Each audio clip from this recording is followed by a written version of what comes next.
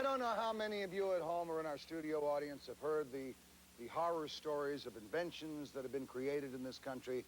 And because of bureaucracy or the large corporations or the very rich, these inventions get hidden under beds and never come out, or they get bought up by corporations. I'm familiar with one, for instance, a fellow by the name of Axel Wennergren, who invented a light bulb in 1927 that is still burning in Göteborg, Sweden. He invented that, sold it to General Electric, and it disappeared. Isn't that interesting? A light bulb that would never burn out. We're familiar with companies like Goodyear and Firestone and other companies that allegedly have had sold to them inventions that would allow you to drive 1,000,000 miles on your tire in total comfort, never have any blowouts. They never appear. We are familiar with the stories of the guy who says, I invented something that I put on the car and it'll get you 80 miles a gallon. I'm familiar with a guy in Virginia who retired as a mechanic at a Ford dealership in 1972. Most of us remember the Fords in those years were pretty big, all right? They gave him as a going-away present a new Ford. He got home, he used the Ford for 3 or 4 months, couldn't understand it. He was getting 72 miles per gallon. So he brought it back and explained it to him. They said they had to examine it, etc. It was a couple of days later, they called him back and they said, there was a defect in the car. They were giving him a new one. In fact, an experimental car had gotten out, carburetor, all right? I'm going to introduce you to a gentleman tonight where you're going to see this same type of thing is going on. You decide whether you're skeptical or whether you're a believer. His name is Joe Newman. He is a scientist and he is an inventor. Joe, you claim that you invented a device that would drastically reduce the cost of energy, like 40-cent gasoline again, all right? How have you done this, and what impact will it have on the world today? This is a result of 23 years of work on my part. As a young man, I simply looked at Faraday's generator. I had no biased opinion. I majored in accounting economics in college. I've been inventing for 25 years for a livelihood. And one thing you do when you invent for a living, you don't waste your time trying to deceive yourself. If you got an idea, you immediately try to disprove it as quickly as possible. I had an idea that the energy in a magnetic field was literally a river of energy looking at Faraday's generator.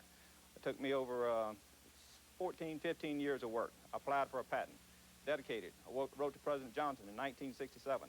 Wrote to the major universities in 1967, predicting the impact upon this on humanity. Wrote to every president who'd been in office since that time. What were the results of your writing? Oh, they'd pass it off to one organization. They'd write me back. Did they think you were a nutcase? I think some of them did. Some of them... How many patents do you hold now? About 9 patents, not counting overseas patents. The thing that became obvious to me was that the injustice I was incurring very much matches what you just described. Throughout history, the people who made the greatest contributions to humanity have been persecuted, prosecuted by the colleagues of their time.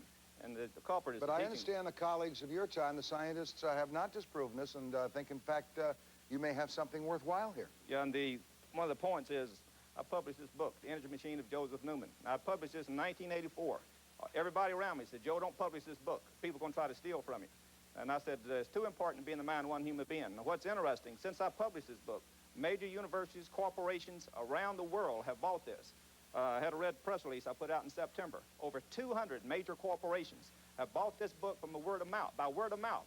And what this describes is how you convert mass into energy on a 100% conversion process without any pollution to the environment of the human race. I have consistently had an open challenge to the scientific community. Seems to me that this would upset the oil manufacturers, the drillers, and maybe our OPEC nations in that. Yeah, and what will this invention do for mankind? Okay, what it will do, it'll completely alleviate the dangers we have now because of energy, our dependence upon energy. It'll make energy basically cost-free almost at that point. You're talking about where you spend dollars a day. It'll be pennies per day. No one's going to make money on that, Joe. No, but the human race the dignity and the quality of life will go up drastically. And the way you can know this is a fact. Now, I've had, there's been negative comments. Well, Joe, if you're right and you put this out, it's going to put people out of jobs. And that's such a deliberate lie. Every time new technology comes forward, it creates more jobs. It takes the dignity of life goes up and the misery of humanity goes down. This invention will do that to the nth degree. And by doing what? By doing what? Okay, you can take this. Will this run a car? It'll run a car. I've already ran a car. Will this take care of air conditioning in my house? Everything, anything. Will this take care of the furnace? Anything, and everything. Will this take care of the machinery in factories? Anything and everything. Let me just run this device right here. Now, this little motor right here that I built. Get your camera on top of this VU meter, will you please? I'd like to see what this does. This is a 100 milliamp meter. Now, this is a little old toy motor made by the people who claim to be the best in the world. A lot of you people have got brothers and sisters. When you're kids, you bought a remote control vehicle, got these kind of motors in it. The thing will die down, and within 30 minutes, the batteries will be dead. And I run this motor based on my design. Now, they teach you that a coil of wire has nothing to do with what goes on within a motor. And I'm saying the energy comes from the atoms of that system, and comes from the permanent magnet. This energy is equals MC squared. Now, this little motor right here would peg this meter out. It'll draw 130 milliamps. When it runs, you put torque on it, it'll draw 300 milliamps. I'll run this motor. It'll call these little men to vibrate, and imagine this placed in a remote control vehicle. It'd run for at least 80 hours. Now, that's by conventional teachings. By what happens, it'll run 160 hours. Now, imagine this placed, the same thing we'll place in an automobile. I ran an 1,800-pound automobile off of 18 milliamps. Now, an old saying in the South, the proof of the pudding's in the eating. Now, that's at a low speed. You can see these little men moving relative to this magnetic field because it's a real entity. And as you're going up in the speed, this meter just doesn't get off of zero. Now, this little motor right here would peg this unit slap out. Now, they teach you that the magnetic field comes from the current, that the coil has nothing to do with this. It's dormant. Now, I built a unit weighing 9,000 pounds and carried it up to the U.S. Patent Office. I've been at the Superdome and challenged anybody, come and debate with me, get up, discuss the basic electromagnetic engineering. Nobody, not one, not from any major university, not from any corporation, will get up and do it. The reason is simple, that I teach a truth that's beneficial to all humanity. And all you young people out here, I busted my ass for y'all, for all humanity. Now, if y'all care about this, y'all ought to get mad as I get mad, because I'm a fighter, and I've been fighting the U.S. government from Ronald Reagan. Administration has been fighting this vigorously from 1984. That's why I published this book. It's too important to be in the mind of one human being. And I'm up here to get y'all to see it. If you care about this information, you're talking about your children. Right now, we stand on the threshold of total destruction upon all life on this earth. This invention will totally do away with that. We could have a world war tonight as a result trying to protect oil in the Far East. Now, this doesn't have to be. If this technology came forward, it would come out right now. I could put this on any device. This is an 1,800-pound car that I've already ran in Coliseums, challenging anybody. And it ran off of 18 milliamps. An 1,800-pound automobile, Rayovac battery company, came down and built the batteries for me. These are batteries designed for me by Rayovac.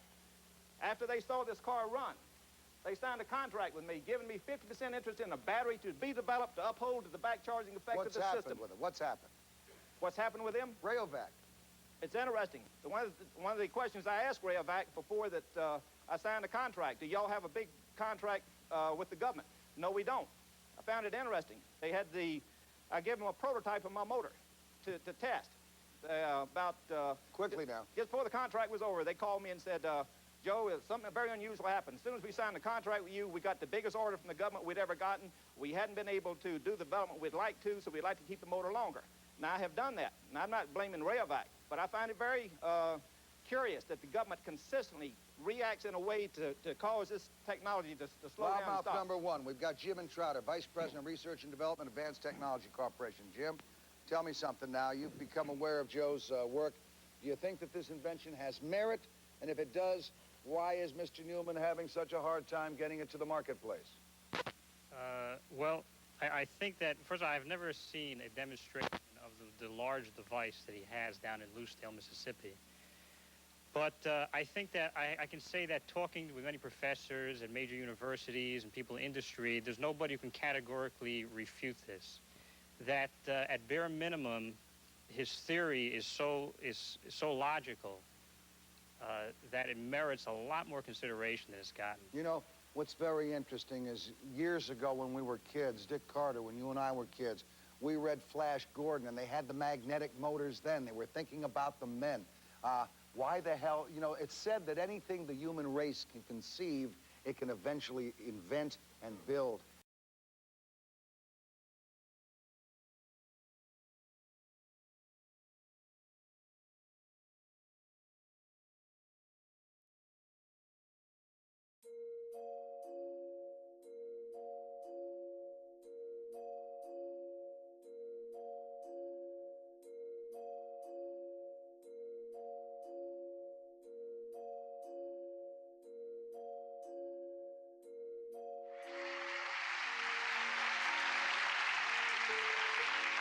My first guest tonight, Joe Newman, is from Lucedale, Mississippi, and he makes his living as an inventor.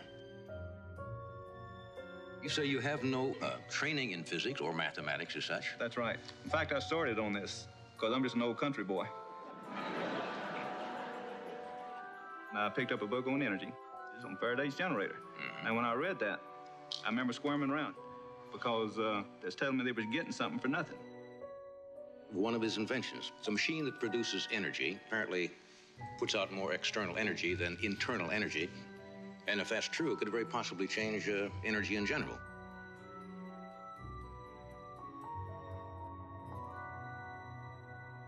It's one of the most important things I've ever done in my life to help this man bring forth a technology literally can change the world. Having the ability to produce unlimited amounts of power from Joe Newman's energy machine would allow general benefit to the entire world. I've utilized the energy in a magnetic field the scientific community has been totally blind to. And he was getting some results that no one had ever gotten. Could he possibly have done this? He's invented real stuff. We all were just elated at what we were doing. If you're going to reverse the law of physics, you better have some data to back it up. When you're ready, disconnect that thing if you need to.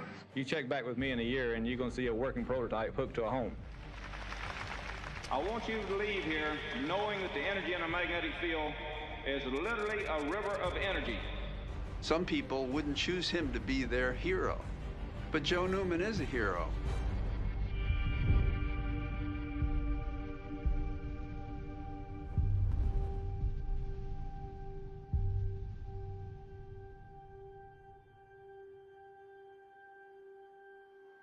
Why don't we just go right to the beginning of how you heard about Joe when you first met him?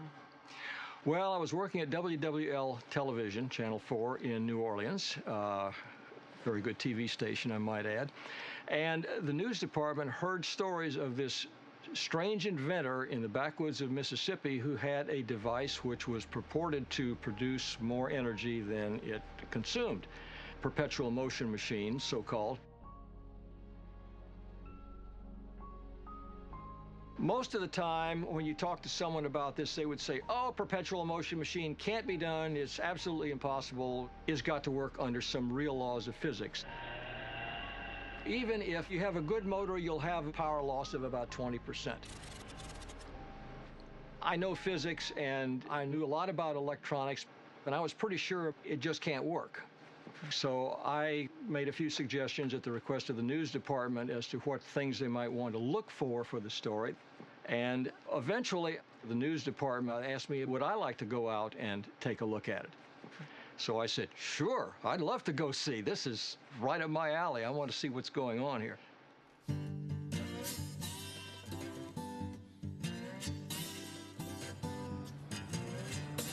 So I went out and take a look with crew for the story.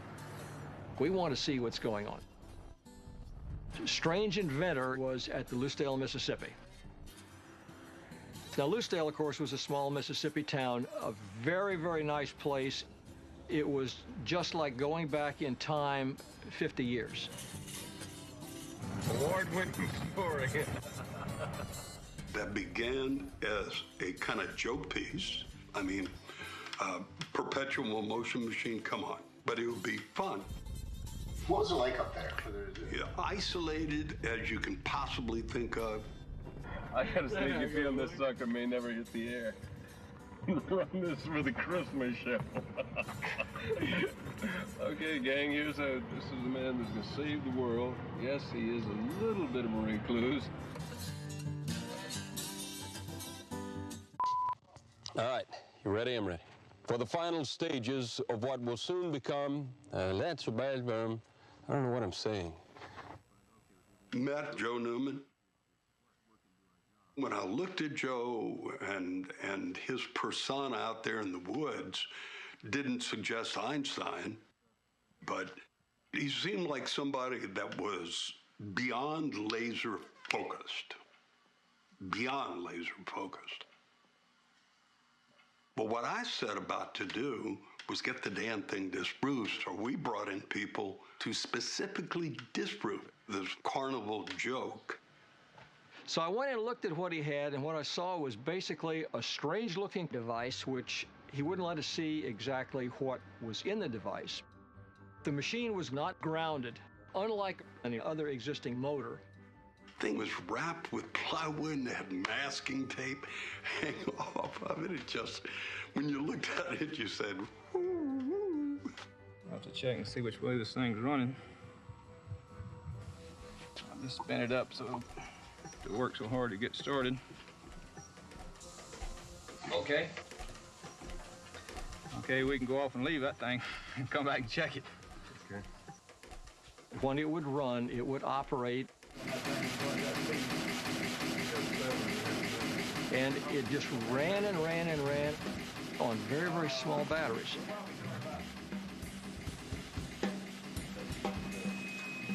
And it would flash a bunch of lights.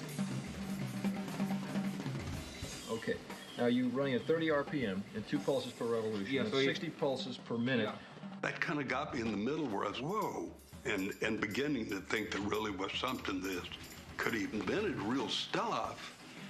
According to conventional theory, it can't do what it's doing. Just sitting there continuously rotating the rotor requires more power than is going into the device. What it's doing can't do it without some kind of external force. There's no angels on the head of a pin pushing this thing, and there's no wind, and there's no crank. Their thought was there was a transformer buried in the woods somewhere, and he said, we'll look all over the place. And they still couldn't prove it.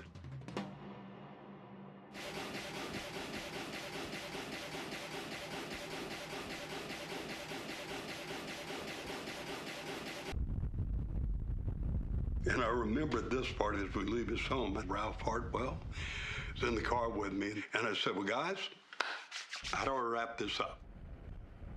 And Ralph said, well, I've never seen anything like it.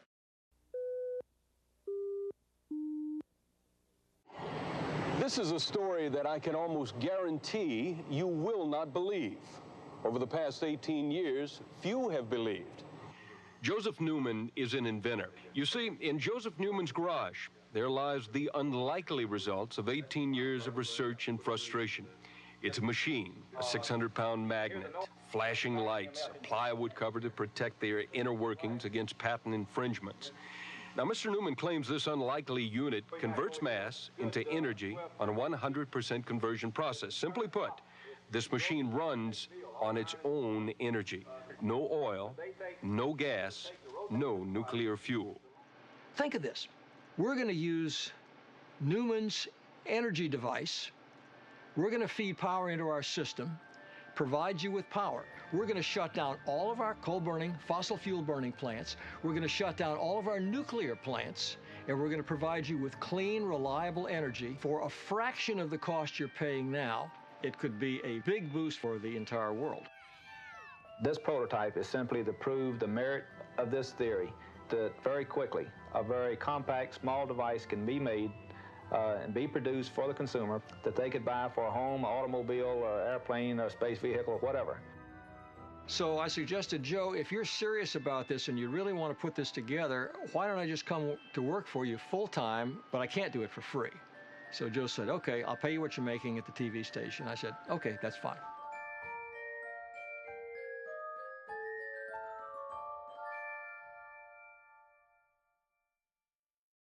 So when you get to the Newman story, what was the effect on ratings when you started? Oh, through the roof.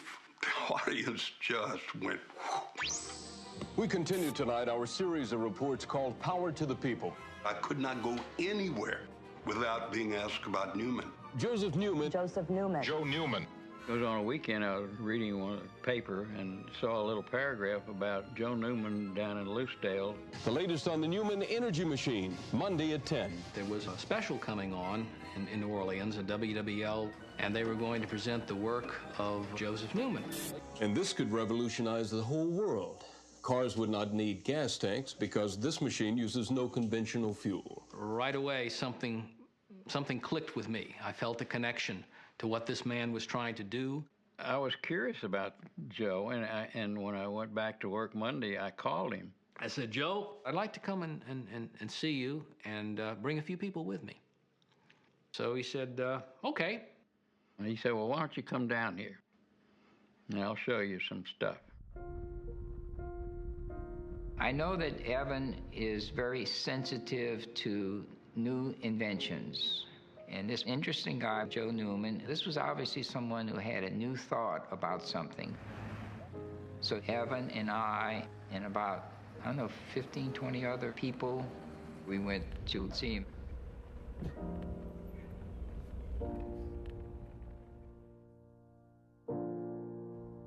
We had electrical engineers, we had a nuclear engineer, we had physicists, we had mechanical engineers that came with me, and they were just as curious as I to learn about what this technology was about.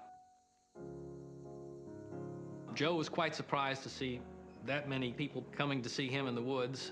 He shook hands with us, figured he could trust us, and said, okay, follow me. So we spent the day in Lucedale studying this big, humongous machine. When we set up that experiment, we first looked at an ammeter to see how much amperage that 80% efficient motor was pulling. 10 amps.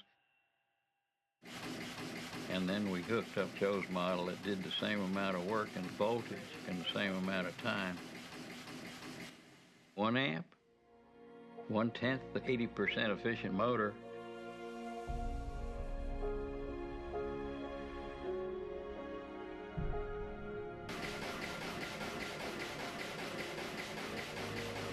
I was excited about what the possibilities of this thing were, but that is beyond remarkable.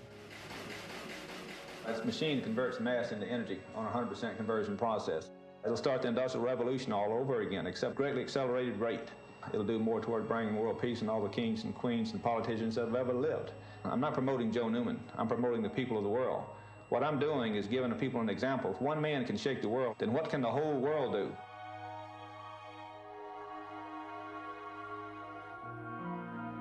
When I heard him speak that day, I knew that he was speaking on the level. What he said was of such import that I had to do what I had to do to help him. I was thrilled, really, to be part of what I thought was coming.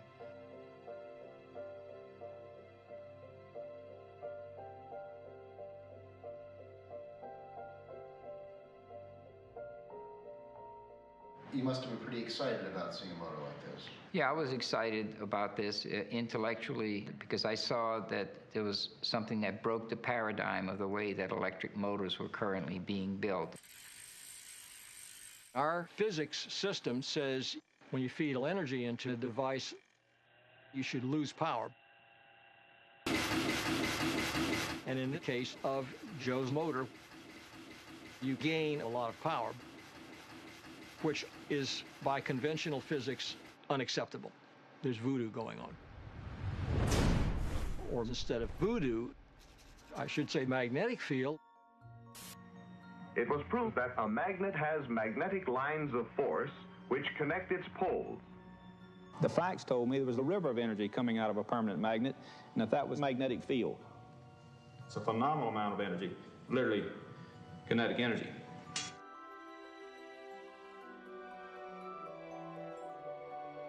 This magnetic field.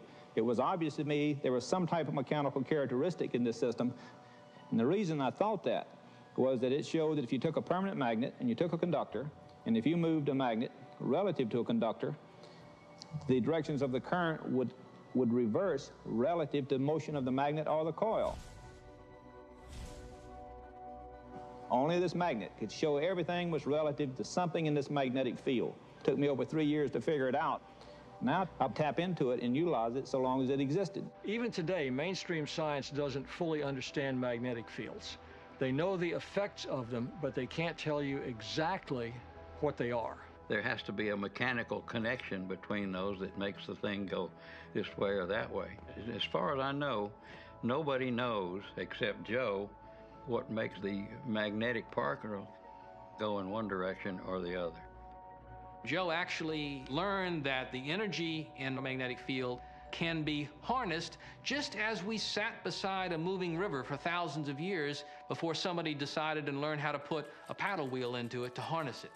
What Joe Newman has done is learn how to put that paddle wheel into that pre-existing kinetic energy field and tap into it to produce astounding levels of energy that we never even conceive of before.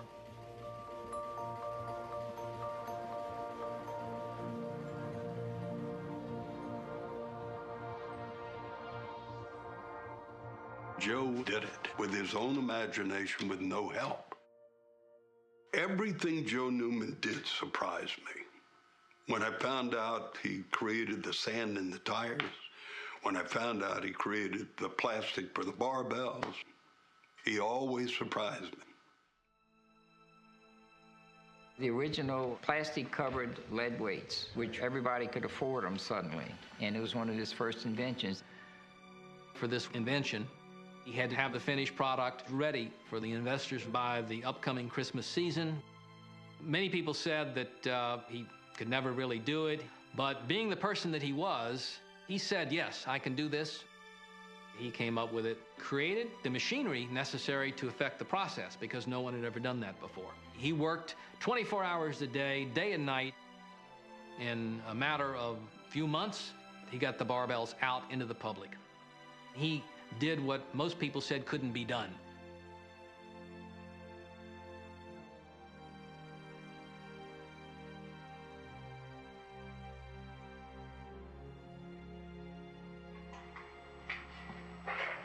It sounded like a loose board, you know, it's kind of like something flopped around, didn't y'all? Yeah, it sounded like a board to me. There was this intensity about him that I have the utmost respect for, and this is his life's work. This is the most important thing that he's developed.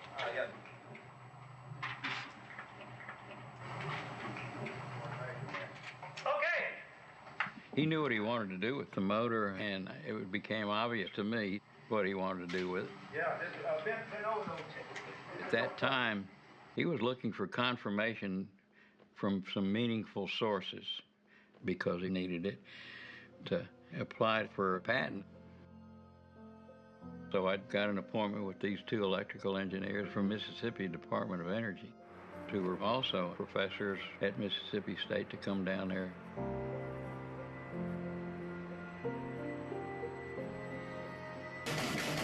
These EE guys looked into the results. 800% efficient. Then I looked at these guys and I said, what's happening? I mean, it should have just blown them away. I mean, they should have been jumping around. But the only thing I could describe is they were frightened because they couldn't explain what was happening.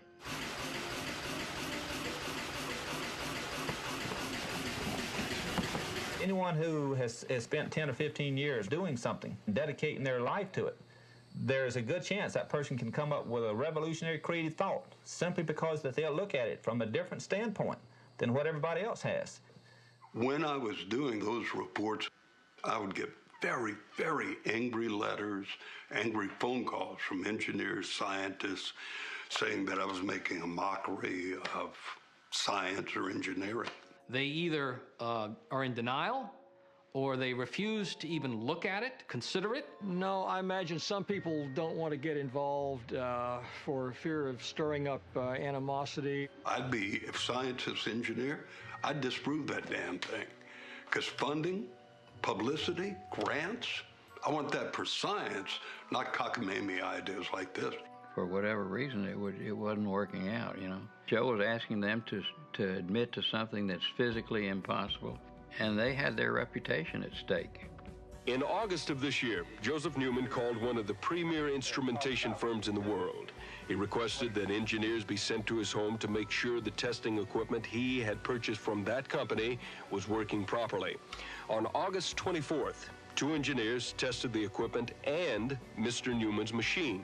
After testing the Newman device for 5 hours, one of the engineers called me. He said the machine is simply incredible.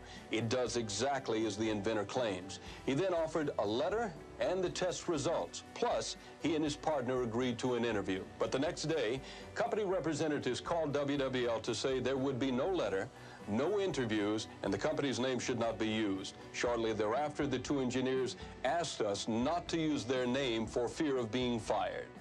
Well, Joe wanted to get NASA to cover it, and there was a NASA representative that went to Joe's home in Lucedale, tested the machine, agreed to it, it worked, and then he refused to be on camera. He didn't want to go public with it. And I became totally amazed at the evasive approach that I got from these people. So I kept persisting because I was very convinced that I was correct. They wouldn't admit to what they saw. Joe was desperate to get this thing out. One time, Joe talked to me, everybody what he's thinking. Initially, it was just total disbelief based off what they had been taught. Now it's gotten to a lot more than that. It's obvious that there's been pressure applied to these people because they've acted totally outside of the law. They've even perjured themselves. And then Joe said, I want to have a news conference. I will call a news conference, and I would like for you to stand up with me and for me and tell the world what you've seen. And of course, at this time I'd seen the electrical engineers back out, and so, it was a gut wrencher for me. And I had to ask myself, who the hell are you? Have you got the courage to stand up and say something that's supposedly impossible? And you're going to agree to something that's against the laws of physics? I said, I see what I see, and I believe what I believe, and yeah, Joe, I'll stand up with you. And we did.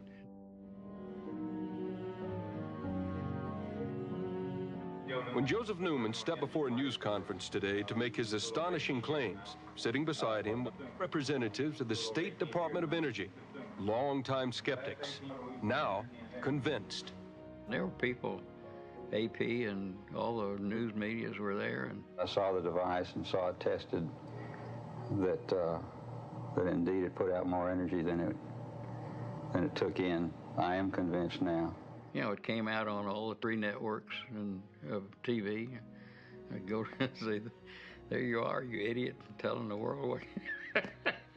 There will be much talk, much more study, many arguments about Joseph Newman's strange machine. But for those of us who worry about skyrocketing utility bills and Arab oil embargoes, just imagine, what if Joe Newman is right?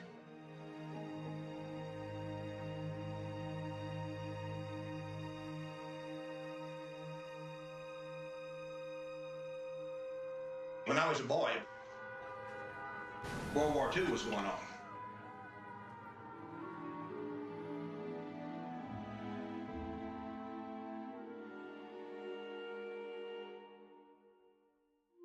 My father, he was an alcoholic. The night that I was being born, they couldn't find him. He was off drunk somewhere.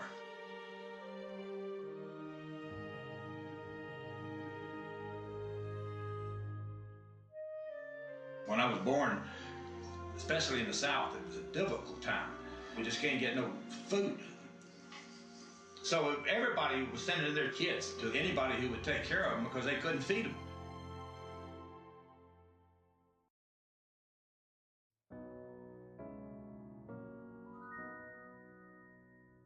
Now, my brother was with me from the time I woke up until I went to bed because he wasn't going to school.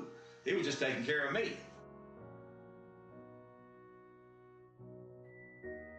In fact, I'd get out of my bed, go get in his bed with him, and go to sleep. And then he'd pick me up and put me back in my bed after I'd go to sleep. He was like my mother and father.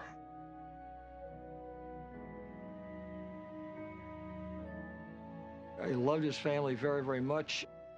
Joe was proud of his son, Jaramus, and Ellen, his wife. She was a country girl. She was beautiful. As far as I knew, she was totally dedicated to Joe.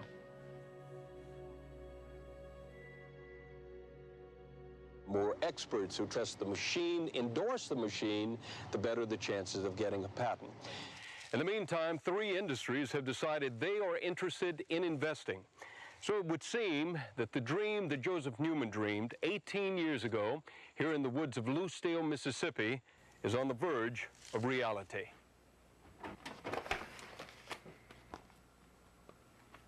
Joe, he spent some time to prepare many documents for the patent office.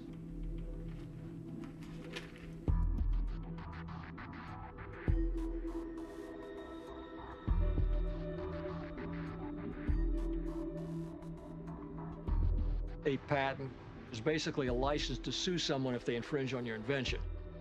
And it is very important because business people may express interest in a device, but if you don't have patent protection, they were very reticent to commit any resources at all to following through.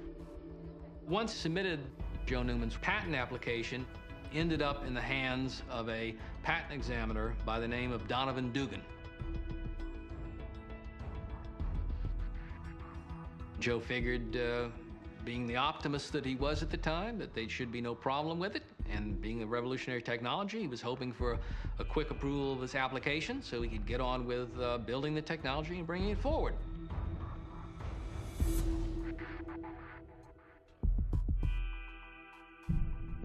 The patent was held up because they didn't think someone could build it.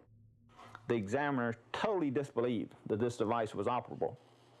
And in fact, he disbelieved it so much to the extent, you know, he had inferred that I had a hidden energy source. He doubted that, implied that he even doubted I had the device built. He called it an alleged device. He just didn't believe anything about it. The examiner, Donovan Dugan. You remember him? No. In fact, I was not that close to the operation, but it's one of those things where you've got the law of physics out here that had existed for many, many years, and you're going to overturn one of these laws.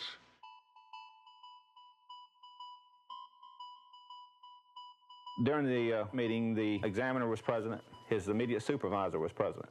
Examiner, he kept asking me, where does this energy come from? I knew instantly that the examiner had not even thoroughly read the patent application. If they read that, they would not ask me where this energy comes from. And, you know, I didn't try to argue with him or anything. I just put that down in my mind, and I then kept talking, and the examiner spoke up. He said, Mr. Newman, in fact, I don't think I'll ever be able to give you a patent, no matter what evidence you present to me, because he has never given anyone anything for a patent application saying that the energy out is greater than the energy in. Did you see him get angry at irrational moments? I mean, he was amiable, but very intense. The people that didn't like him became like punching bags to Joe. He would hit them with his verbal jabs and either wear them down until they got wore out and went away or fell over from exhaustion. So I wasn't surprised when I found out somewhere, maybe on that first day, that his original career was that of a boxer. Because if you understand that he was a boxer before he became an inventor, you can kind of understand, and Joe continually went from one kind of boxing match to another.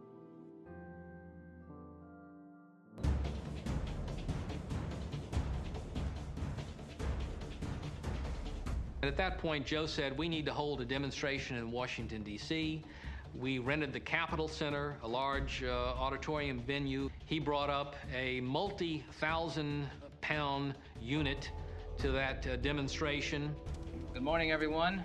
My name is Evan Searle. I handle public relations for Joseph Newman. I'd like to welcome you to the first national public demonstration and the first public disclosure of Joseph Newman's revolutionary energy machine. We had a ramp set up so you could walk up and look at the machine. Joe had a number of small light bulbs showing energy coming out of the machine. We had oscilloscopes to read the voltages and so on and so forth. The law states what the patent office should do, and they stand against this when that I have presented credible evidence. Now, I don't say this out of just a modesty. I say it because I care. I care about the advancement in science and the human race. He ran the machine. He proved it at the Capitol building, which was only a few miles from the patent office, that the machine was doing precisely what he said it was supposed to do. This magnetic field will disappear. But what have you done? You increase the random motion of the atoms. He had flew experts there that had endorsed his work. They testified before the people attending. My name is Roger Hastings. I'm a physicist. The machine does work. It's doing things I can't explain. He needs your help. It can't be done? Why not? Because you said it can't be done? I don't know it can't be done. My name is Bobby Mathern. I am employed by Louisiana Power and Light. I had no idea what to expect, and when I walked in, I saw a room full of people.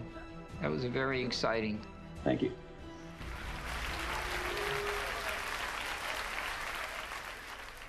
Let's pick it up from after that meeting. With Patent Department, what happened from there? I wrote a letter to respond to the U.S. Patent Office in a very factual, direct manner.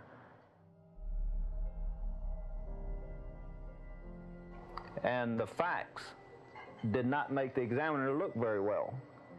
And my attorney told me, he said, I know it's the exact truth, but he said, I can guarantee you that if you send this in, it will assure you that you will not get your patent. Because you were critical of the patent department? Yeah, and they will protect their own, irregardless of the truth. That upset me greatly.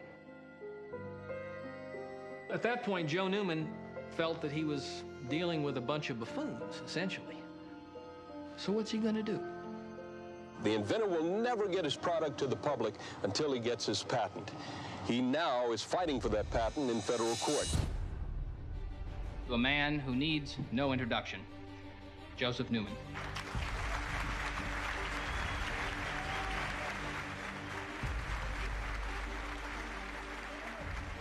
Thank you all very much. I've been having a fight with the patent office, and like I had said, I'll fight till hell freezes over. And I mean literally that. I wish to change the patent office as well as push this invention forward. This was the scene at the New Orleans Hilton Hotel today. Over 1,000 people crammed into a ballroom to hear Newman, and more than 1,000 more waiting outside. Garland had told me, said, you know, this is going to be a bust. They doubled the amount of people, and the fire department wouldn't let more people in. At the podium was the usual complement of scientists who have supported Newman, but there are also some new faces. Actor Eddie Albert, who hopes to draw President Reagan's attention to Newman's fight. And we've got a nice chance to move ahead, and I expect from all of you here, we've got to work together. Now, if you want to debate with it, write it and put your name to it, and I'll show that you're ignorant.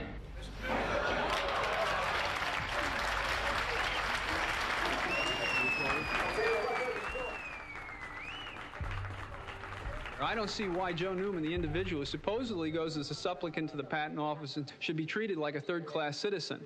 I think that Joe Newman stands as a representative of every person who's ever been frustrated by dealing with the government that does everything it can to protect and to conceal its own incompetence. And the patent office here is a supreme example of that. Newman thought they needed a trial lawyer who understood scientific principles. They believed I knew how to fight against a system that was unfair. I believe that's how I was chosen.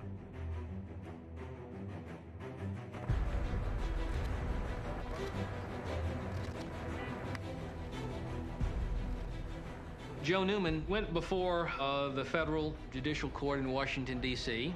to fight with the patent office. He had being assigned a federal judge by the name of Thomas Penfield Jackson.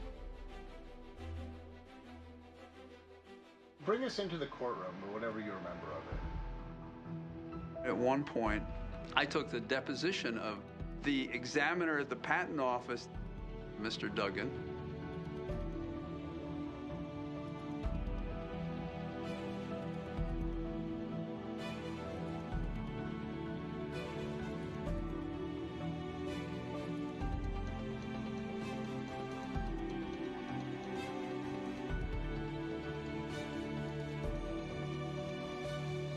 The examiner that said this machine can't work himself didn't understand how machines worked.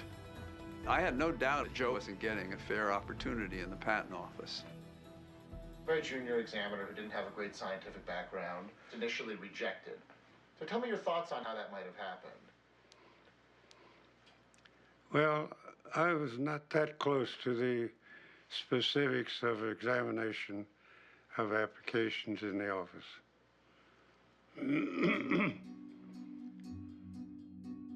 I'd like for you to ask them very honest, objective questions, and I think you'll be impressed with what you hear.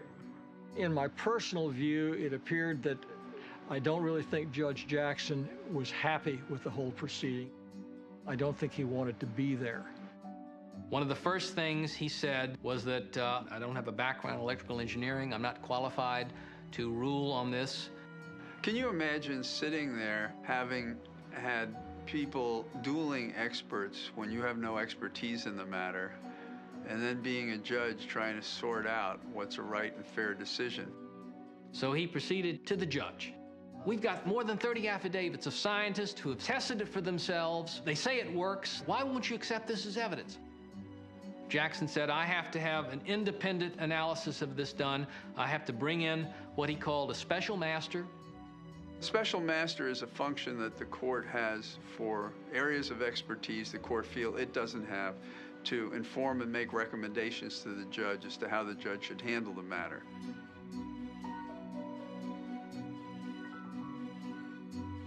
Schuyler was not only a former commissioner of the new patent law, he was also an engineer himself. I don't know that there could have been a better commendation by the court for someone with expertise to make a recommendation to the court. That's why I think Judge Jackson appointed Schuyler. Jackson said, Mr. Newman, the special master will nail it right down, and then I can rule on it. If I rule in your favor, you can go forward with your patent. Today marks Joseph Newman's third trip to federal court in less than a year. Each trip has cost him, on the average, $30,000. The future would seem to hold more court appearances and more expenses. Oh, I just meet the need as it comes. Of course, it's not easy, but I've been doing it for 20 years, so it's not new to me. And I just keep fighting, because I'm right. I think that this invention eventually became more than an invention to him. You know, there was more like his family.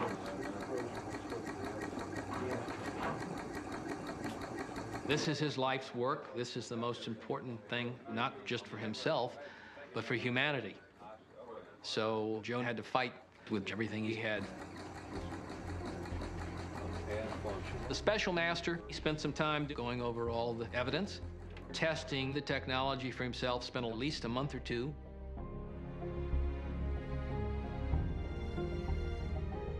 I don't know exactly what he was experiencing. And frankly, I was a little bit nervous.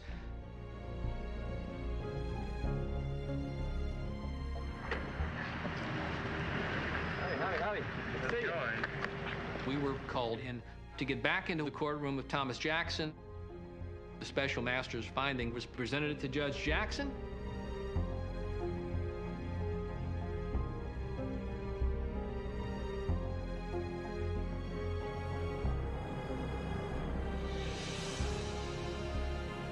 Schuyler said this machine works. The evidence is overwhelming that Joseph Newman has built a machine that there is greater external energy output than external energy input. Yeah. We were pleasantly surprised. I was very happy with that. Joe was overjoyed, and we thought that should basically settle it. We were so anxious for him to get the money to produce these things and develop them. The attorney, Jerry Sears, for the Patent Office, and John Flattery met with the judge. The judge had the findings of the special master before him. Jerry Sears immediately objected to the judge about the special master's report. He said, well, Your Honor, I'm assuming you're not going to believe in the tooth fairy. The Patent Office dissed their former commissioner and disagreed with his report. So they questioned it, they attacked it. Interestingly enough, the tooth fairy was basically the only reply that the Patent Office had at that point to the special master's findings. So the judge has a report from a former commissioner who is unbiased, who's got no stake in it, and then on the other hand, it has the Patent Office defending its institutional position. And as a result, Judge Jackson refused to accept the findings of his own master.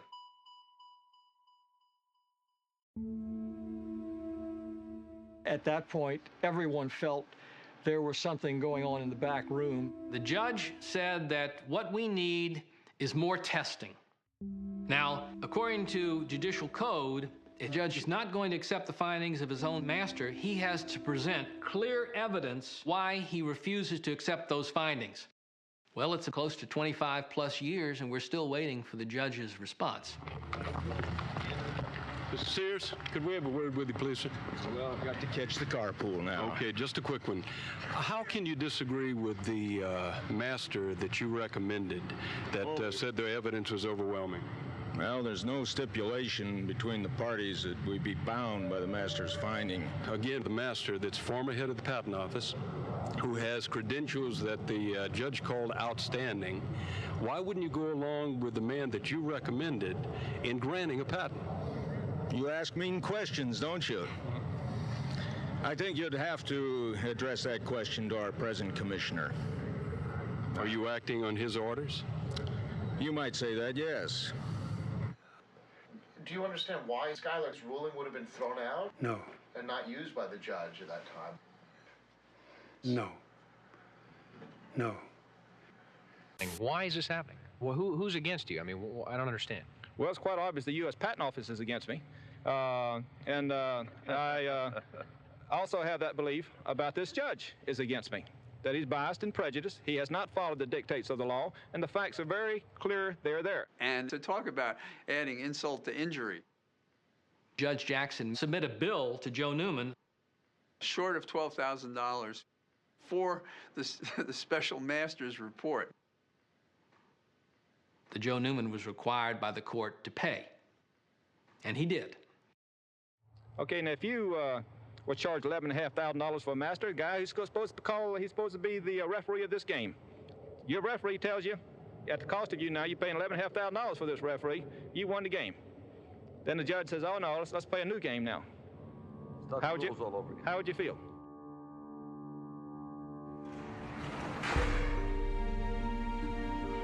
My mother, she used to come over there to see us in the orphanage home.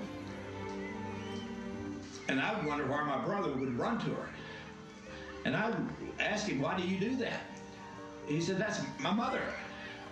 Well, it's my mother too, but I didn't feel anything. You've been my mother and you've been my father. I'm talking young people stupid because I could steal from them. I'd go in the drugstore, I'd wait till they turn around and wait on somebody. Then I'd pick up a whole box of cigarettes and take it and walk out with them like I had paid for it. And I didn't care about grown people, and it didn't make a difference if they were there or not to me. I didn't care.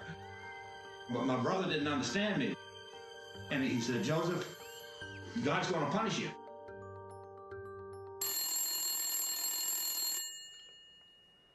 You need to stop working on this device or you will be eliminated. I received death threats, and I know Joe did too. Whether the threats were creditable or not, we decided no matter what, we were going to go ahead and get his invention out there. Okay. Of course, the patent fight was ongoing. Judge Jackson threw the Newman case back to the Patent Office. The National Bureau of Standards and the Commerce Department was cooperating with the Patent Office to set up these tests. At this particular point in our struggle, what's the answer to the energy crisis? He had been featured by national CBS Evening News. In the backwoods of Mississippi, a mile down Dan Rather Evening News literally broke the story wide open. Is on 60 Minutes. Utilize the energy in a magnetic field. Radio interview. Life magazine. Hundreds of magazines and newspapers around the country and in other parts of the world. It became a roller coaster ride of using media to generate media, doing everything we could to bring as much public pressure on this. It's carried me over 2 decades of my life.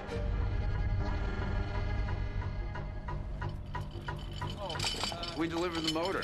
Thank you, John. Right. 30 days come and go, and we get a notice, you didn't deliver a machine in working order. Well, excuse me, it took you 30 days to figure that out. Would you welcome, please, Joseph Newman. With all the publicity that Joe was garnering around the country by that time, Joe flew out for The Tonight Show I think one of the statements from the Patent Office was, whatever evidence you present us, I think would be unable to give you a patent because it's impossible, which is similar to what they said, if I remember, to the Wright brothers. They were saying that 3.5 years after they had flown. They were still saying it. That's one of the things that I hope to do, Johnny, is to draw a line so that this type of injustice can never happen again. At the time, everybody watched Johnny Carson. Did you see the Carson appearance? No. I mean, he was going on the Johnny Carson show cursing the patent office. Didn't that have some sort of an effect? No. Congressman Dan Burton of Indiana has introduced a bill into Congress asking Congress to issue Joseph Newman a pioneering patent. I'm Congressman Dan Burton. The bureaucracy has given Mr. Newman, in my opinion, a runaround from day one. What bothered me was here's a man who had a machine who had a lot of supporters. So I thought that he ought to be able to get a patent, especially in view of the fact that other things had been patented, which had no chance of success. The National Bureau of Standards. Okay, ready to go? Yeah. All right. They told us it wasn't in working order. So we came there. There's a loose wire, which was up when we delivered the machine. What should we do? In Joe's schematic, you can see where to put it. You think you could do that on the phone? But they didn't do it for 30 days. Why? Came 1,000 miles to hook up a wire. That's all that's necessary. You put 1,000 volts on that, and the unit will run. It was obvious what was wrong, even to them. Yeah, I'd like to know where the input energy is. We have answered this in writing. You people are dragging your feet. John, he'd like to know if you'll leave the battery pack. You don't have your own batteries? What kind of nonsense is this? You're telling me the National Bureau of Standards doesn't have its own batteries? That's the answer. Yeah, it's fine. That's... I want to understand this. You want us to contribute You don't have to understand better. anything. He asked if you'd leave it. Your answer's no. Thank you. You're an embarrassment to the nation. Tell us when you're going to be ready to begin tests.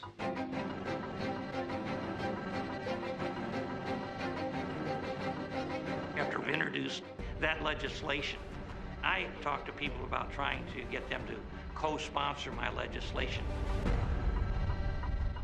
Mr. Newman and Mr. Flannery.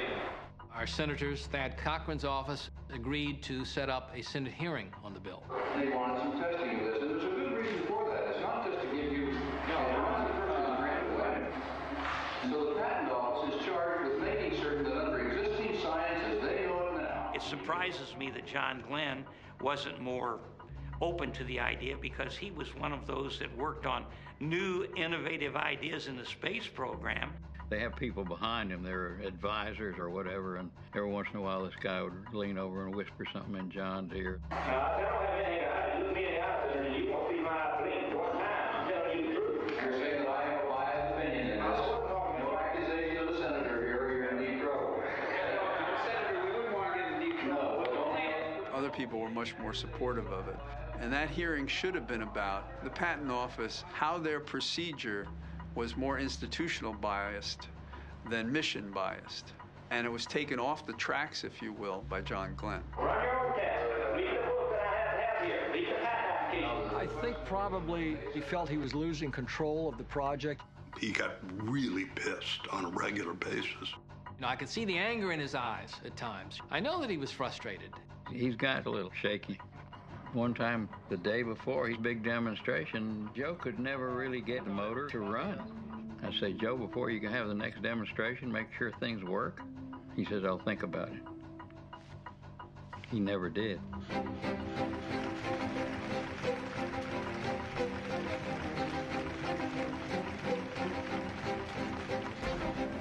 He got a lot of attention, but the attention started to become not good attention. The people that were there were looking at each other and shaking our heads. This was not good. There's so many things he was fighting. He lost sight of the track he was trying to follow and just stopped pursuing it the way he should have. I'm angry. I consider this war. Second highest court in the land has ordered the National Bureau of Standards to test Newman's machine. Thus far, no test procedures have been approved, no testing done. When are you going to begin ready to test this device? This is English. Your mother tongue. Is it in working order? Why don't we just no. You tell me yes or no, it's in working order. Yeah, why don't you do that? Captain, Why don't you guys yes or no, we have our coats, we have our equipment, we're going to get it out of here. Why don't you guys Is it in working order, yes or no? I am going to take your silence that you are satisfied it's in working order yourself. This whole process dragged on for months and months and months, having cost him all the legal expenses. My legislation, I can't remember how many were killed. I was frustrated. It didn't go anywhere. Even the public was saying, well, put up or shut up. But you should be mad as hell. He was really upset. Not printable. Evan told me this himself, that Joe would berate him. Evan just took it. Can y'all see it? Or you can't? Tell me. As time went on, I became disillusioned because he would reject all offers of help. This thing still needs a lot of development. Anyone to stand against this invention, criminal. Nothing helps to bring it forth. It takes its toll on you. It's taken a toll on all of us. I was really beat. I was looking to get out. Horse fuck.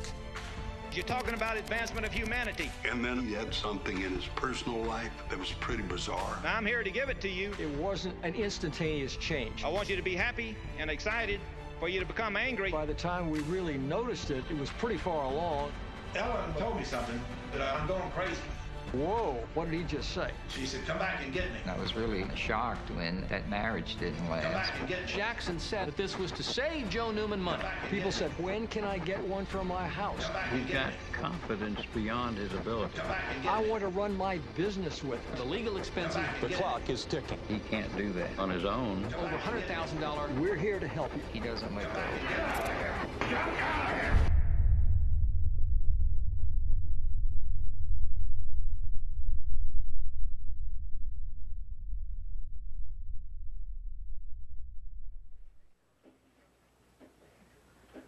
They've gotten poor results because they have grounded the motor. We have a picture in the patent. There is no ground. It's not connected to the ground. And that is part of Joe's science.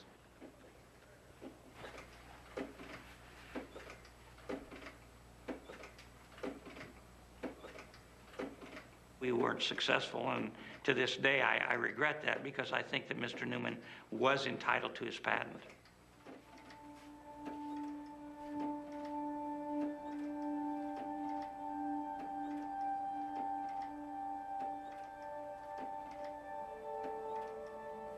He declared bankruptcy as a result to protect what he had left.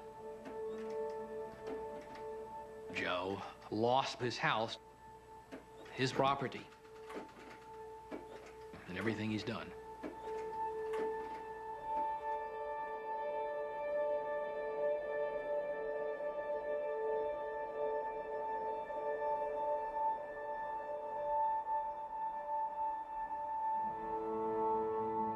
We're human. And yeah, I became very sad, depressed, and decided to become a workaholic and just work as much as I could to put this out of my mind for a while. Joe went through all of his struggles, but yet he never strayed from his goal. He's going to be committed to this, bringing this technology forth for the rest of his life. I have no doubt about that.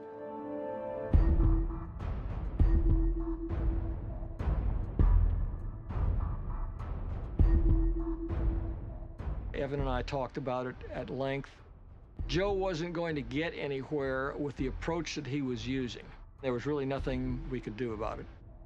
You know, he's a heavyweight. He's probably in the 10th round of a 15-round bout. He ain't been knocked down yet. He's capable. Yeah, he's a powerful man. That's probably still is. Never met anybody like Joe Newman. I think even when I quit covering it, I thought there was something to him.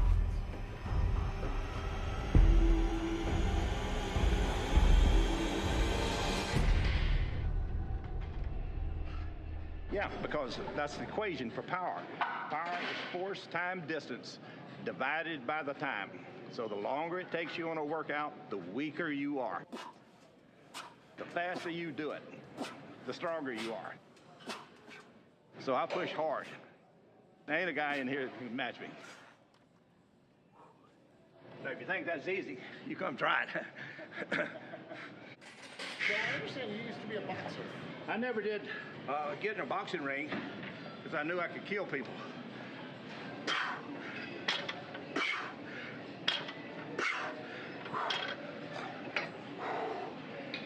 Are you in preparation for a fight?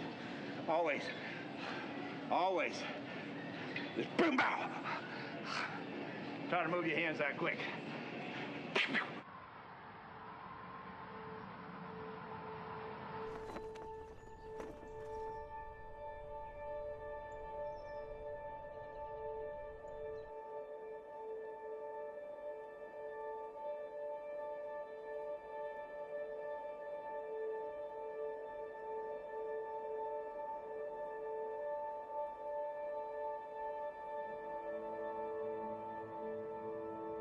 There's been a lot of scientists that have committed suicide that had good ideas, but they couldn't stand the pressure. You know, they ran against the negative pressure and killed themselves. You had a home, you had a wife, you had a child, and all of it was being taken away from you because of this motor. But let's see, because what God had put me through, all the stuff you're asking me, did I ever get beat down? No. I just got more angry. And I had rubber that was that thick, and I put it on a steel plate and put it and had it welded to it. And then I'd beat it. And you can see how my knuckles are. And I just bow, bow, bow, bow, bow, bow, bow, bow.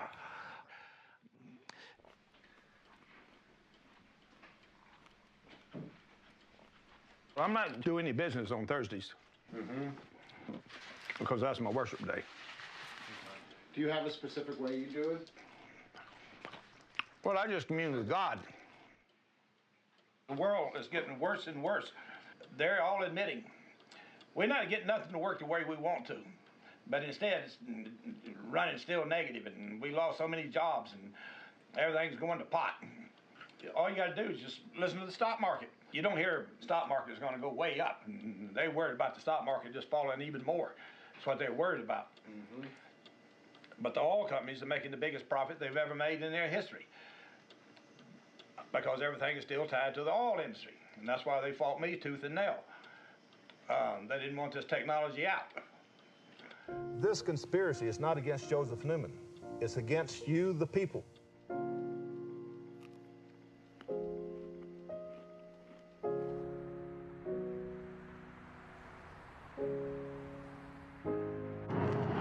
As long as we're on I-35, Joseph, if it says Denton I-35, we'll be fine. Well, it said Denton exit 1 mile. Let's look for I-35. Well, what's the sign say? It says 35 something. Oh, yeah. There we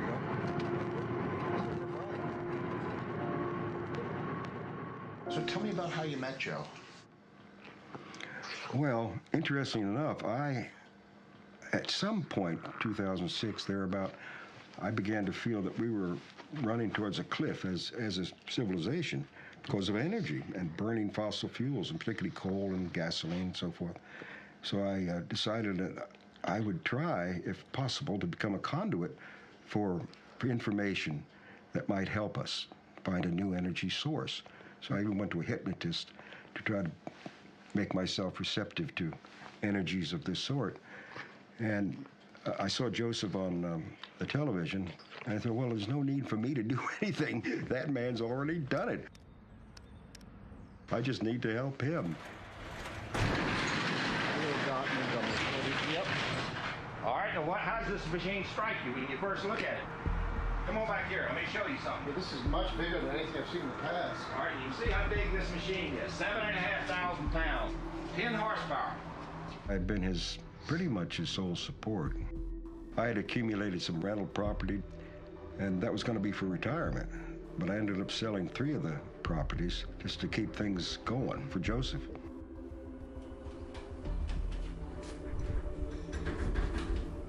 All right, you can see how low this is even now. That's a point. You're not even pulling an amp, and you're running that 7,500 pound motor. Nobody in my extended family believes that Joseph can do this. So your family thinks you're nuts. Yes, they think I'm nuts. My son, he thinks it's all a farce to get my money. My wife, she just left. And she got a divorce through the internet, which was kind of interesting.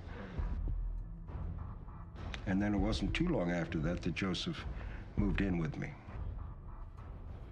I traded a wife for Joseph. I was on Johnny Carson. I was on there for 23 minutes. He got the biggest response anybody who'd been on his show.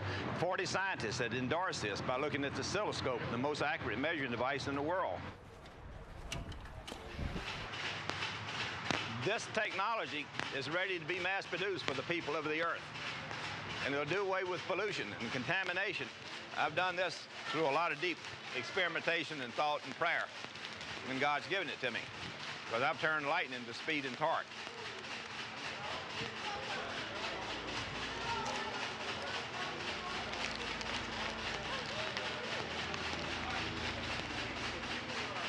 And see, I know if the power brokers got this technology, you would never get it where you would own it.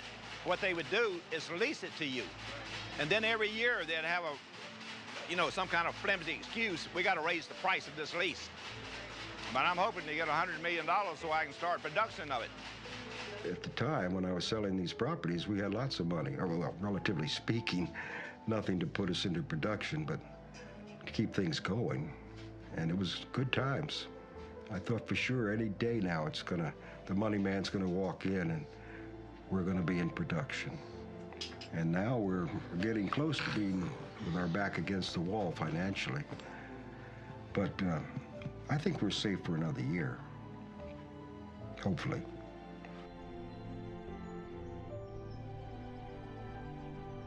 What do you think the plan is for the future? To keep the momentum going and keep doing what I was doing. That's how I'd make money. And God has given me that ability. And I've seen all the people who've been around me, they fell away because they can't stand the pressure. You know, Garland, Bobby Bethune, and everybody, they stepped away. Just like Evan, they were scared because the power brokers might shut them down. Going through what I have gone through growing up, and God made me like steel, you couldn't take the power brokers. That's what I told my mother. God did all this, and I used to blame you, but he put me through it. I started picking up a big steel anvil that weighed 400 pounds. I still got those muscles that run down my back. You know, you can't see my spine because the muscles run up and down my back. I am a tiger. And people should appreciate that. But I'm a tiger for humanity. I went and stood on a mountain one night, and I talked with God. My vow was, I want death if you don't give me what I want. I want to change this evil that I see all over this earth. Change it. I care. Why don't you care? So I want you to know how I am. I'm going to tell you right up front. When a guy comes to me and you want to challenge me, and you think you got the steel that I've got, you ain't coming close to it, because I'm going to jump down your throat and I'm going to say, this is a law. I think you nothing but crap.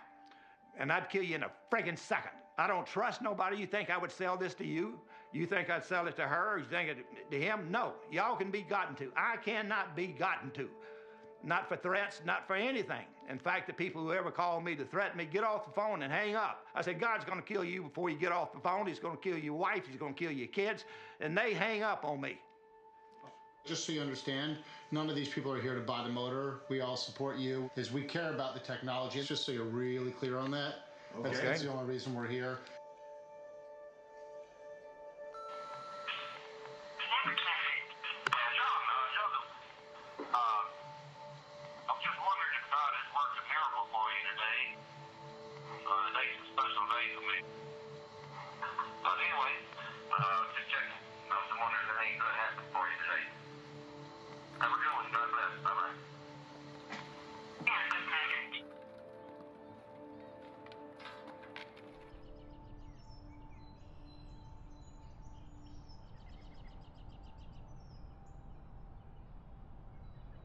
We want to bring some local scientists to the demonstrations. Also, bring in investors. Bring someone who might want to develop the motor. Okay, well, I'm not turning the machine over to them. No way. Right. Not for all the money in hell. They're going to come just for the demonstration. This is just a hello. Does that sound good? Okay.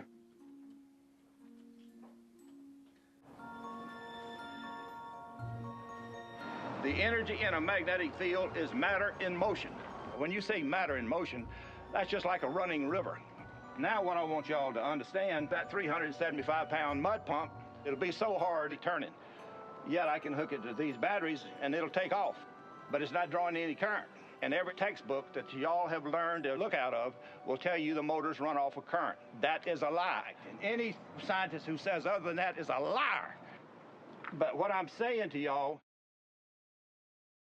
because this is something God's given me for humanity. It's a vow I made standing on a mountain as a young man, and I'm 77 now, but I'm young. Now with that, we'll just hook it up and start running it. If y'all need to ask me a question, you better ask it quick, because I'm gonna run this thing. Go for it, Joe. Yeah, we're ready to see it. Now I'm hooking this to the positive, and I'm gonna hook this to the negative, so you'll understand what I'm doing.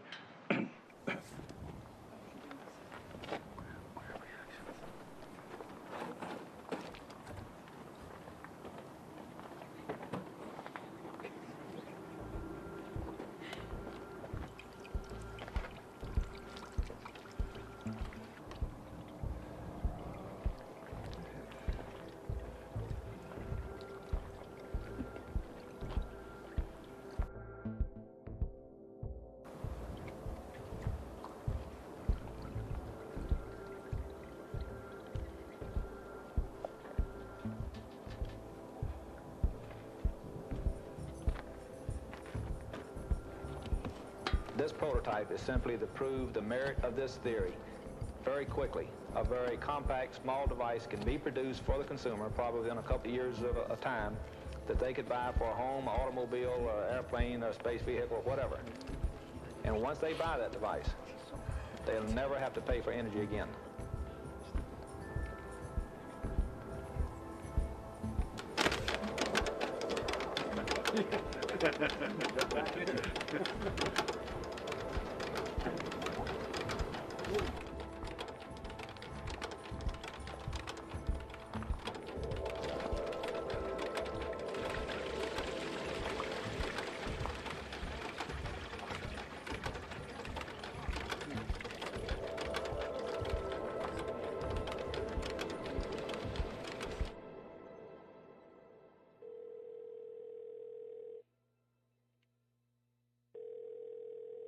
Hello. Hey, Joe, John Fox. How are you? Good. You know, Joe, I got a call from the investor who we met together in Texas. Mike was his name. And, you know, he was interested in developing another generation of prototype. He's got, you know, a few bucks he can put into it. And he's got engineers that could work with you in a pretty sophisticated lab. You know, he wanted to make a real slick prototype. What should I let him know? He said what now? He'd wanted to really, you know, get a motor like that built. Well, this is going to be something phenomenal. And it'll run everything. I know I've got something that nobody else has ever done. I'm ready to build this and prove that it'll run.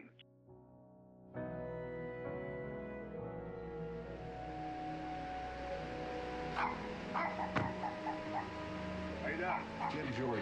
Jim, how you doing, Mike? Mike? Hey, Sir, how you doing today? Yeah, good. How about yourself? Not too bad. Good, good.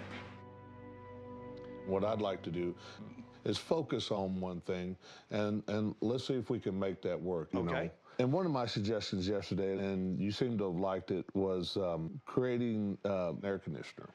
When you get this machine, your electrical bill, as far as your air conditioning, is zero. Right. So you agree that's a good market? It's a phenomenal market. I mean, like I told you yesterday, I'm sold.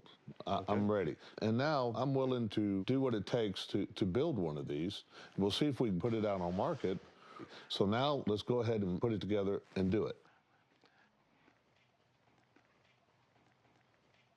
Well, the first thing I want to do, because I don't want, let me just say how I am. I don't trust you.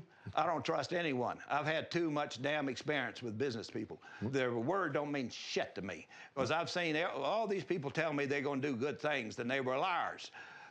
I'm interested in right now just getting enough money to put this motor in a car. I'm going to go buy a Cadillac right here. I'm going to take that engine out, put this engine in. Maybe there's another way we can do this without doing the car, because of the air conditioning. It makes sense for the kind of businesses that I understand I'm that. And but I'm not going to commit to you that I'm going to From that, it could fund your car or something else. Well, then I don't think we can deal anything right now then, because I'm sure not going to make a deal with you that I'm going to tell you I don't know you from crap. I wouldn't sell it for no $1 million. Joe, I didn't ask you to sell it. I'm just trying to talk to you about a deal. I mean, you don't have to get mad. I'm not trying to make you mad. I'm just telling you. I'm your friend here. I mean, there's no reason to get mad about this. That's not really what I do. You want me to stop what I'm doing and kiss your ass and put it for you? Not no, hell no. No, I didn't ask you to. Yes, you did. No, I didn't. Yes, you did. You're not interested in what I want first. Well, no, I did. I want to know what you do. All I was saying that I think an air conditioning will make a bigger impact faster than the cars, to be honest with you, sir. I may be wrong, but... I can sell stock. I've got another guy coming to see me right after you Monday or Tuesday, and he's got $100 million. So don't tell me what I can do and can't do. You don't know me from crap. I don't. I was just asking. Well, I know what I've already done, and it's a hell of a lot more than you'll ever do in your damn life. All your life, you'll never be remembered. I will be remembered. Okay. I don't need you to get done what I want done. Joe, I'm sorry. I'm making you mad. Yes, you are. And I apologize. You know, Joe... No, I ain't going to change, John, so don't be bringing me any other people like this.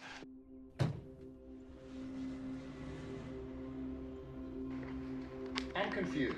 Okay. You were on the Johnny Carson show and you rented out the Superdome. Why hasn't this happened yet?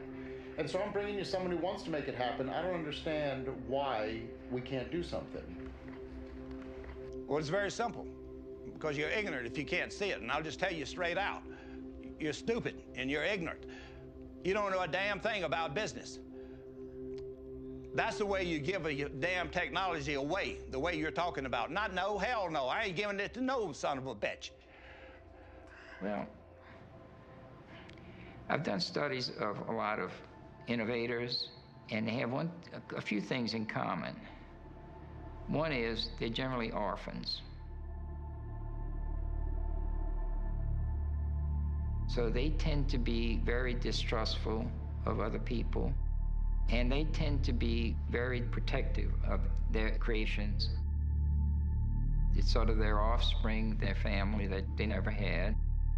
You know, it's like you're very careful who you would entrust your family with.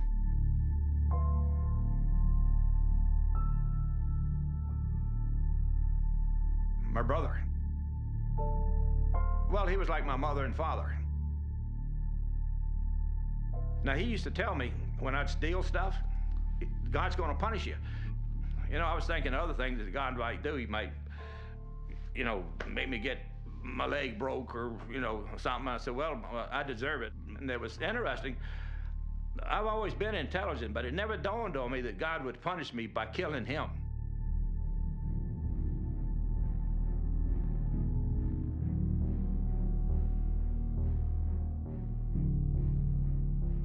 And I cried for 2 years when he drowned because I missed him so much. And it finally dawned on me, it makes you want to fight for what's right. It makes your character, you become devoted to, well, I'm going to fight this all my life. Joseph Newman. I wanted to change all this disparity between wealth and poverty all over the earth. I can do something good for humanity. That's why I would never sell this invention to the power brokers of the world. And that means any son of a bitch that tells me that I don't trust you to do it, Joe Newman, I want to do it. And you give it to me and let me make it and let me do it. No, hell no. I've seen too many goddamn people who are damn goddamn liars. And it makes me want to crush their damn skull. That's the way I feel inside, and God has given it to me, and he's kept me young so I can do it. Don't ever bring me anyone like that, because it makes me dislike you. You smart enough to understand that? I'm sorry I ever met you, because you lied to me. that you'd never betray me. When you do something opposite of what I want, you betray me. I don't understand how this was a betrayal. Like Milton Everett, and went in business with the power brokers. I've had a lot of people who betrayed me and betrayed humanity and swore that they wouldn't. You can't do it on your own. You need other people to come on board at some point. I'll get this done without you. I don't have to have you. I don't have to have anyone. It ain't you who got me all this publicity back in the 80s and all in the worldwide attention. It was my work, my blood. And all y'all come along and suck ass and then say like, well, you're doing it. Well, you're not doing it. I mean, you're 77 years old now, right? Where does this go? I mean, no one's gonna live to 200 years old. Well, you're full of shit. Now, you're stupid and you're crazy. Let's just end it, and I don't want you to call me again. You understand that? Joseph, wait a second. No! I'm fed up with you. Maybe John doesn't understand. No, well, I'm telling you, you got fucking sense enough. You see that goddamn fist, I can put it through your skull. I don't want you around me again. John, I'm just trying to help. No, you're not. When you tell me shit like that, it makes me want to spit in your fucking face. You ain't done shit, you dumb fuck. John. You ain't put a bit of blood on the table, you coward, goddamn son of a bitch. Don't tell me that you're a man above me and I can't get something done. You ain't fit to wipe my damn shoes. You want to say something to piss me off and think I'm gonna take it. Well, I don't take it to you. Are you a fucking idiot? I'm not trying to piss you off. Well, yes, you are, and you're doing it. You must be fucking stupid. You want to end it? Yeah, let's end it. Get the hell out of here. I'm getting out. Get out.